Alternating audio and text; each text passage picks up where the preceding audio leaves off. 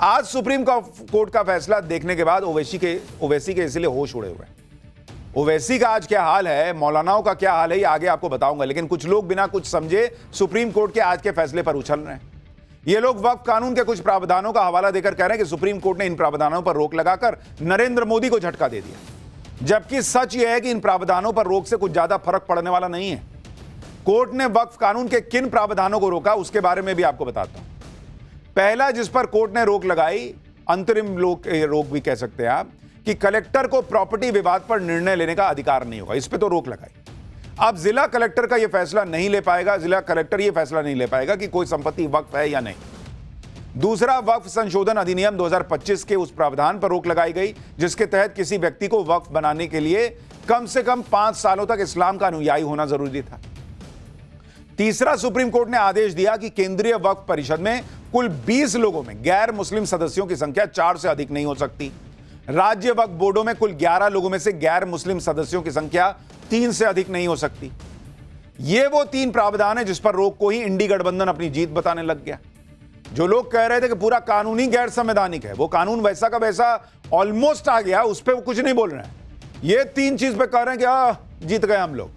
एक बार इंडी गठबंधन के नेताओं को सुनिए, फिर आपको बताता हूं कि इन 3 प्रावधानों में रोक को लेकर भी कितने पेच हैं और इससे जो वक्फ के नाम पर जमीन कब्जाने का काम चल रहा था, आरोप लगता है, वो रुक नहीं जाएगा। उसको अब करना बहुत मुश्किल होगा। सरकार की साजिश और सरकार की मंशा पर माननीय उच्चतम न्यायालय ने बड़े पैमाने पर रोक लगा दी है, अंकुश लगा दी है।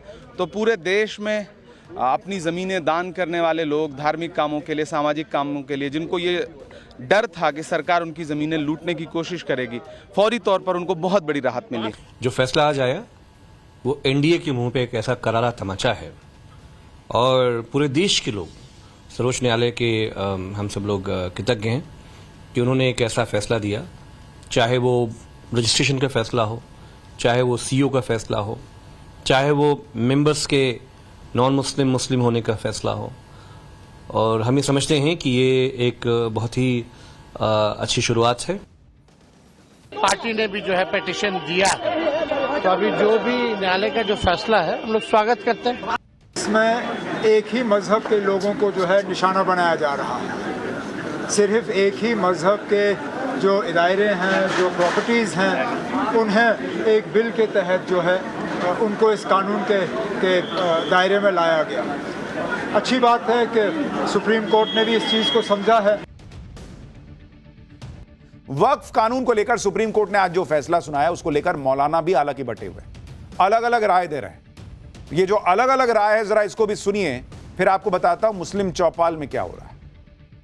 हम लोगों की जो डिमांड थी कि इस पूरे एक्ट को स्टे किया जाए, ऐसा नहीं हुआ है। लेकिन उसके बावजूद भी कई ऐसे अहम बातों पर, ऐसे अहम प्रोविजन पर कोर्ट ने स्टे लगाया है, उसका हम लोग वेलकम करते हैं और अभी फाइनल फैसला आना बाकी है। वो वक्फ संशोधन बिल पर सुप्रीम कोर्ट के फैसला आ जाने के बाद में तमाम राहें आसान हो गई हैं और मैं ये चाहूंगा और भारत सरकार से मेरा मुतालबा भी है कि सरकार जल्द से जल्द कानून को अमली जामा पहनाए ताकि गरीब, कमजोर, लाचार, यतीम, बेवा मुसलमानों की किफालत हो सके। सुप्रीम कोर्ट के फैसले को लेकर जिस तरह मौलानाओं की राय बटी हुई है, वैसे ही देश के मुसलमान भी अलग अलग राय दे रहे हैं। भोपाल के मुसलमान क्या कह रहे हैं आज के फैसले पर, सुनिए जरा।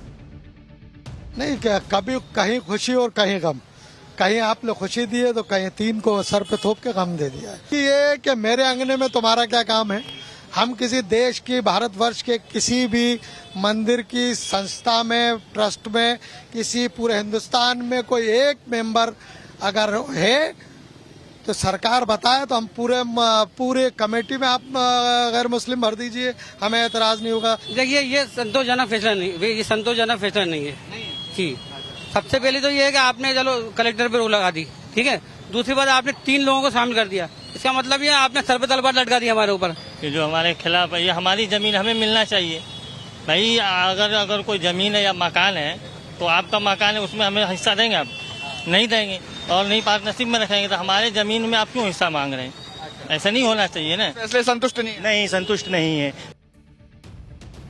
भाई कह रहे हैं कि हमारी जमीन है तो उसमें आप क्यों हिस्सा मांग रहे हैं? सही बात है, आपकी जमीन है, आप में उसको किसी को हिस्सा नहीं देना चाहिए, लेकिन जमीन आपकी है साबित तो कीजिएगा, कागज तो दिखाइएगा कि जमीन आपकी है, उसके बाद ना कहिएगा कि हिस्सा क्यों मांग रहे हो। पूरा का पूरा गांव कह देते हैं कि जो वक्फ कर दिया और कह रहे हैं हमारी जमीन है, हमारे अंगने में तुम्हारा क्या काम है। अंगना किसी का भी उठा के बोल दीजिएगा मेरा है और फिर कहिएगा तुम्हारा क्या काम है, ऐसा हिसाब चलेगा क्या?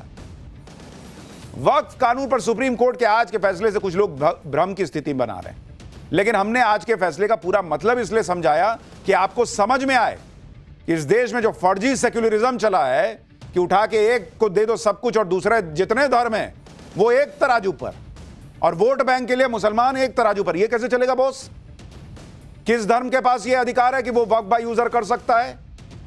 हिंदू के पास क्या है, सिख के पास क्या है, ईसाई के पास क्या है, पारसी के पास क्या है, जैन के पास क्या?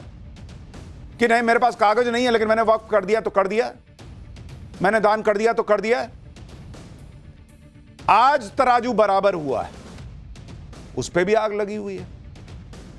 नरेंद्र मोदी ये रिफॉर्म कर रहे हैं देश में, और ये रिफॉर्म बिल्कुल ठीक है, ये आज सुप्रीम कोर्ट में भी साबित हो गया।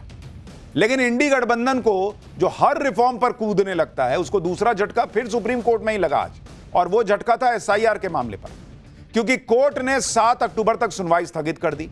एसआईआर के खिलाफ जो लोग सुप्रीम कोर्ट गए हैं वो कह रहे थे कि 1 अक्टूबर से पहले सुनवाई हो जाए, क्योंकि 1 अक्टूबर को फाइनल वोटर लिस्ट आने वाली है। लेकिन सुप्रीम कोर्ट ने इसके लिए भी मना कर दिया, कह दिया कि वोटर लिस्ट अगर आ जाती है तो भी कोई अंतर नहीं पड़ेगा, अगर कोई गैरकानूनी बात है तो बताओ, हम पूरा कैंसिल कर देंगे। यानी फाइनल वोटर लिस्ट जारी करने पर सुप्रीम कोर्ट ने चुनाव आयोग को नहीं रोका। यह दूसरा झटका था इंडी गठबंधन के लिए। इंडी गठबंधन के लिए तीसरा झटका नरेंद्र मोदी ने बिहार जाकर दे दिया, क्योंकि वहां इंडी गठबंधन को हमेशा एक उम्मीद रहती कि नीतीश कुमार कोई ना कोई खेल करके मोदी सरकार गिरा देंगे, साथ छोड़ देंगे। लेकिन आज नरेंद्र मोदी बिहार पहुंचे तो नीतीश कुमार ने उनकी तारीफ करने में कोई कसर नहीं छोड़ी। सुनिए नीतीश कुमार को आज उन्होंने प्रधानमंत्री मोदी की कैसे तारीफ की है, सबको कहा कि खड़े हो ताली बजाओ, इनके लिए गजब काम किए हैं बिहार के लिए। तब जरा सा एक बात हम कहेंगे कि इन्होंने जितना काम करवाया है बिहार के लिए, तो जरा खड़ा होकर के एक बार प्रणाम करिए, खड़ा होकर प्रणाम करिए। तो ये बहुत बड़ी बात है, इसलिए आप कहाँ बैठी हुई हो तुम लोग, है खड़ा हो, वहां बैठे हुए खड़ा हो, खड़ा होके बोलो सब जगह। तो सब जगह से आप लोगों ने उनका स्वागत किया, एक एक बात जाना है, इसलिए मैं आप सबको मैं बधाई देता हूं, बहुत बहुत धन्यवाद। राज्य सरकार तो कर ही रही है, अब इनका जो सहयोग मिल रहा है, इसलिए बिहार बहुत आगे बढ़ जाएगा, एक नया राज्य बनेगा। इन्हीं शब्दों के साथ आप सबको बहुत बहुत धन्यवाद। तो जो लोग सपना देख रहे हैं इतने दिन से कि नीतीश कुमार अब पलटी मारेंगे तब पलटी मारेंगे, नीतीश कुमार कह रहे हैं कि खड़ा ना हो जी, ताली बजाओ मोदी के लिए। नरेंद्र मोदी आज बिहार के पूर्णिया में थे, उनके मंच पर आज कुछ ऐसा गजब हो गया जिसे राहुल गांधी भी बहुत ध्यान से देख रहे हों। नरेंद्र मोदी के मंच पर पूर्णिया से सांसद पप्पू यादव मौजूद थे। पप्पू यादव ने मंच पर पीएम मोदी से जाकर बातचीत भी की। पीएम मोदी और पप्पू यादव के बीच हंसी खुशी से बातचीत होती दिख रही है। देखिए नरेंद्र मोदी कुछ मजे भी लिए, ऐसा लग रहा है कुछ बातचीत हो रही है, हंसी मजाक। जबकि ये वही पप्पू यादव है जिन्हें इंडी गठबंधन और राहुल गांधी के मंच और गाड़ी में चढ़ने के लिए जद्दोजहद करनी पड़ी थी, चढ़ने नहीं दिया गया था। दिन रात राहुल गांधी प्रियंका वाड्रा, राहुल गांधी प्रियंका वाड्रा करते हैं पप्पू यादव, राहुल गांधी के मंच पर चढ़ने नहीं मिला था, उतार दिया अपमान करके कि जाओ नहीं चढ़ने देंगे। और नरेंद्र मोदी उनके मंच पर पप्पू यादव बैठे भी, और नरेंद्र मोदी उनसे हंसी मजाक भी कर रहे हैं, बातचीत भी कर रहे हैं।